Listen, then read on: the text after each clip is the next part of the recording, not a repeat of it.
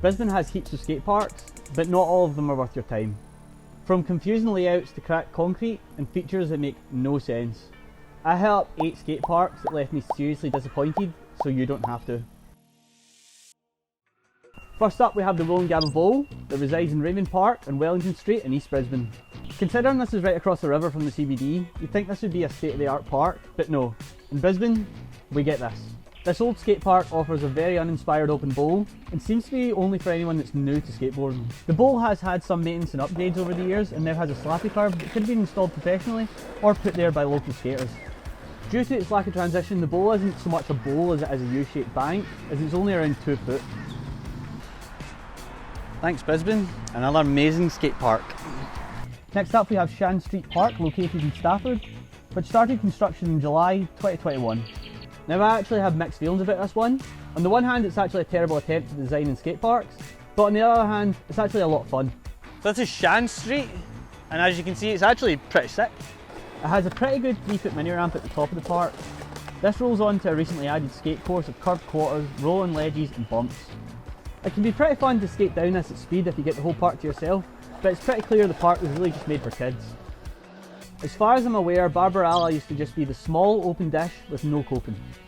There's now a new street course with a bank, ride-on ledges, quarters and this weird spine with a rail in between. Oh my god, that's like a spine with a rail, that's so strange.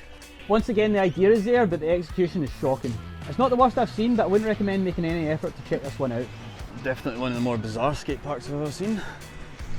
Sitting by the banks of the Logan River is Bethania skate park, and it's quite a sight to behold. As you can see, the park has an old and dated design with not a lot of room to work with.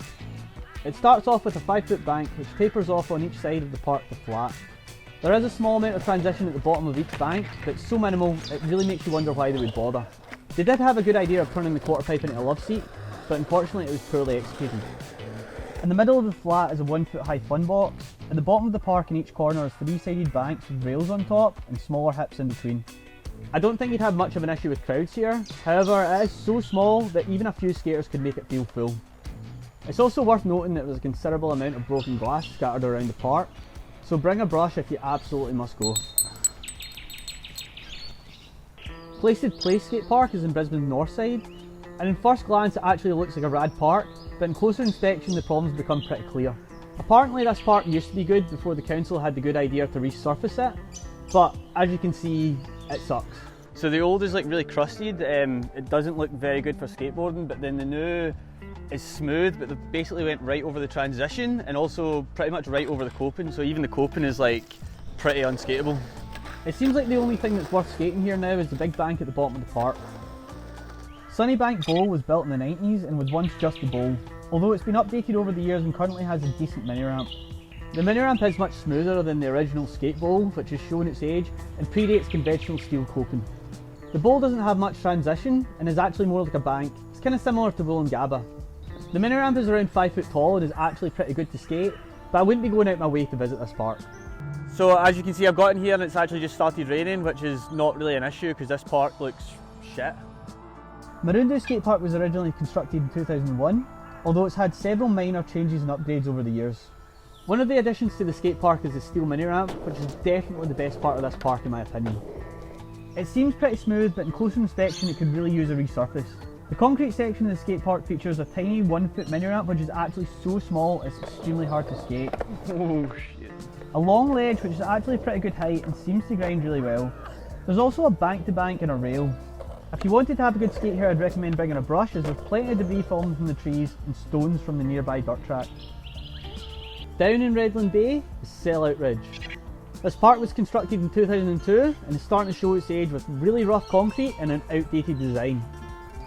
There are visible repairs and maintenance that have occurred over the years, but the park is almost too rough to skate. It features a large mini ramp, hips, banks, rails and ledges, but it's all cramped in an area that's way too small. There's a smaller and a larger mini ramp that can be found on each side of the park. The smaller mini ramp, much like Mooroondu, is almost too small to skate properly, whilst the larger mini ramp is good, but it seems to have a lot of dirt and stones coming off the grass at the side. By far the best thing about a skate park seems to be the random steep quarter, however it's so steep that even a drop in is actually pretty gnarly.